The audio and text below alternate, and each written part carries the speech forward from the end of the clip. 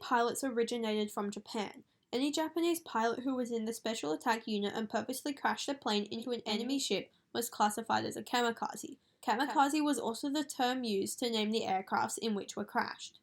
With an understanding of what the kamikazes did, you would assume that wives, girlfriends, and family members would not be too happy with the idea of sacrificing young men in such a horrific way. But in this photo, you can see Japanese women saluting and waving off a kamikaze plane, which is heading out on mission. From context of what Japanese kamikaze pilots did, you can undertake that everyone in this photo knew that the crew was soon to die a horrific and gruesome death, sacrificing their lives for the Japanese Empire. Knowing this, you can adopt that even the women and families were mostly happy with the idea of the kamikaze and supported their missions, even though it meant the horrendous sacrifice of innocent lives. While all the kamikaze pilots were official volunteers, in a way they weren't. Yes, they were enthusiastic volunteers to join the kamikazes, but most of them were pressured into saying yes. After completing the training, the men were given a slip of white paper with 3 options: volunteer willingly, simply volunteer, or don't volunteer. Due to the immense amount of pressure to die for the Empire, most men said yes.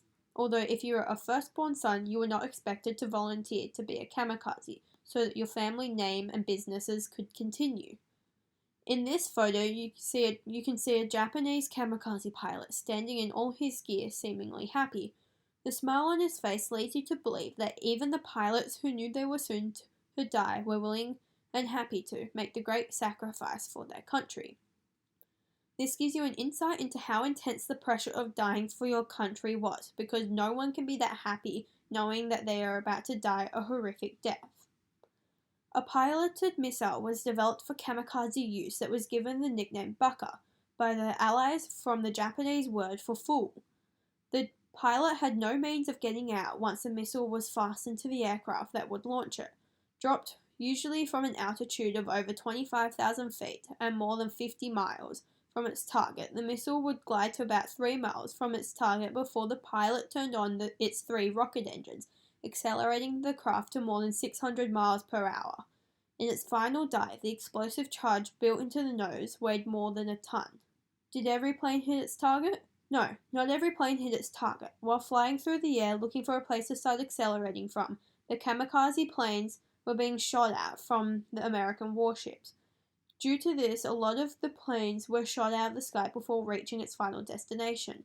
Some planes also suffered from engine troubles and crashed even before reaching the battleground. This led to some pilots surviving the whole ordeal. The kamikaze missions first began around the time of October 25, 1944, at the commencement of the Battle of Leyte Gulf, when 24 volunteer pilots from Japan's 201st Navy Air Group set out to the Gulf of Leyte to crash their planes into American and Allied warships. The targets were U.S. escort carriers. Between 2,800 and 5,000 kamikaze pilots died, overall taking down 34 ships and damaging at least 368 other ships. Overall, the kamikazes killed around 4,900 sailors and injured a further 4,800. The most devastating kamikaze attacks were Okinawa, where over 1,900 planes were crashed in a suicide attempt to win the war. The kamikaze pilots' attacks were the greatest concentration of Navy deaths since Pearl Harbor. Japan was still sending out kamikaze missions until the last moments of the war on the 15th of August 1945. Kamikazes became the most feared weapon by the Allies during the last years of the war. What motives did the Japanese Empire have to unleash the kamikazes into the world? Back in the 13th century, Japan was under attack. As the invaders approached the coast of Japan, tremendous winds arose and smashed the enemy upon the rocks. This saved Japan, and it was called the Divine Wind, or kamikaze. So when Japan needed to be saved from losing the war, they released their own take on the kamikaze, which as we know it today as the suicidal pilots who sacrificed their lives in order to ensure that their bomb-ridden plane hit their targets. The Japanese called upon the kamikaze for salvation, as soon it had become the most feared weapon in World War II.